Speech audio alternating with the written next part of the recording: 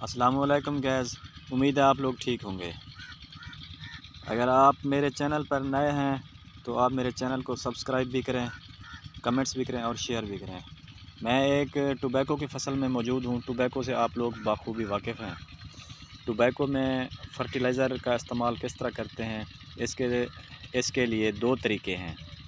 एक तो केरे के ज़रिए, जिस तरह से ये केरा किया गया है, इसमें DAP और यूरिया का इस्तेमाल किया गया है।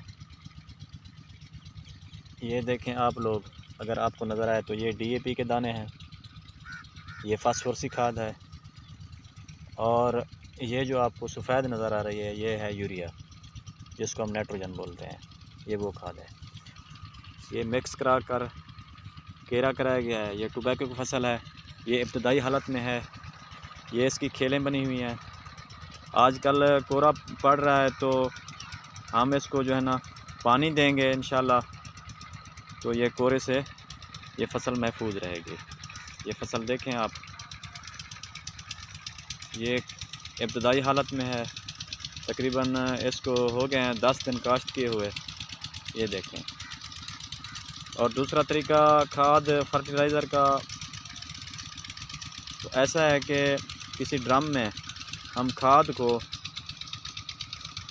पानी डालकर ड्रम में डाल देते हैं, जैसे जो है ना खाद हल पजीर होकर हम नक्के पर उसको रख देते हैं ड्रम को। वो थोड़ा थोड़ा करके हम उसे उसका बहाव करते हैं, थोड़ा थोड़ा करके। और ये थी पानी लगाने की तरकीब और खाद देने का तरीका। तो पानी किस तरह लगाया जाता है, वो ऐसा है कि ये आप लोग खेलें देख रहे हैं, इन खेलों में हम पानी छोड़ते हैं। ये खेलें जब भर जाती हैं, पानी पौधों की जड़ों तक पहुंचता है, तो हम इसे उस एरिया से पानी बंद कर देते हैं और दूसरे एरिया में पानी को शिफ्ट कर देते हैं। तो ये था तरीका टोबैको को पानी देने और फर्टिलाइज़र का इस्तेमाल किस तरह होता है।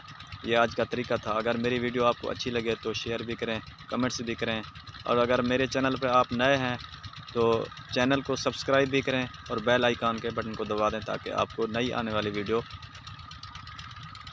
से पता चल सके। पाकिस्तान पाइंदाबाद।